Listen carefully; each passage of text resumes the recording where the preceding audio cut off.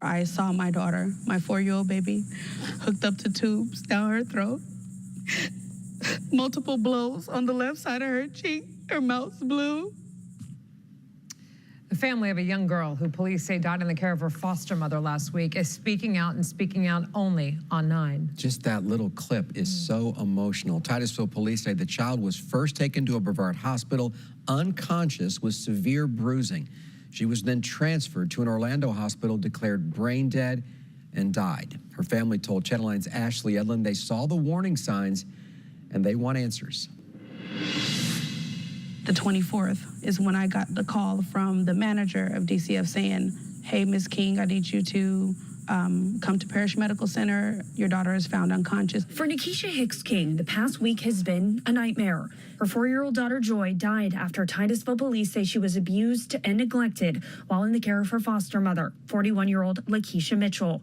Mitchell is now behind bars facing charges of neglect and abuse. It's not normal to see your child laying there and you can't do anything. King told me her children were removed from her home in January because of potential abuse by the father of one of her children. She puts the blame on herself. I made a mistake and trusted somebody. This is not just a random person. This was my youngest child's father, and I trusted him with my kids. King and her mother, LaTanya Hicks, say Joy had behavioral problems and was in several homes before ending up with Mitchell. When my baby first got placed in her home, Ms. Mitchell reached out to me and told me who she was. She said, I have your baby in my home, and I just wanted to reach out to you and tell you that she's in good hands. But she says she started noticing something wasn't right during one of her unsupervised visits around early June. She was in so much pain.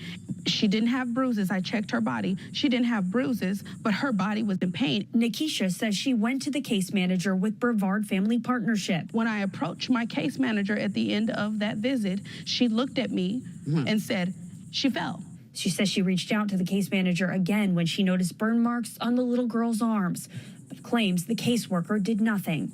Then, tragedy. I can't hear my baby's voice anymore. I miss Joy so much.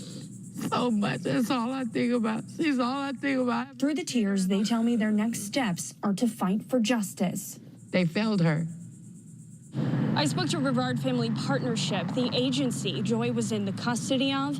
I requested documents from them, and I also asked them today if they wanted to be part of this story. They told me they would get back to me. I also got in touch with DCF, and they told me they have an active investigation into this case. Reporting in Orlando, Ashley Edlin, Channel 9 Eyewitness News. It's heartbreaking. All right, Ashley.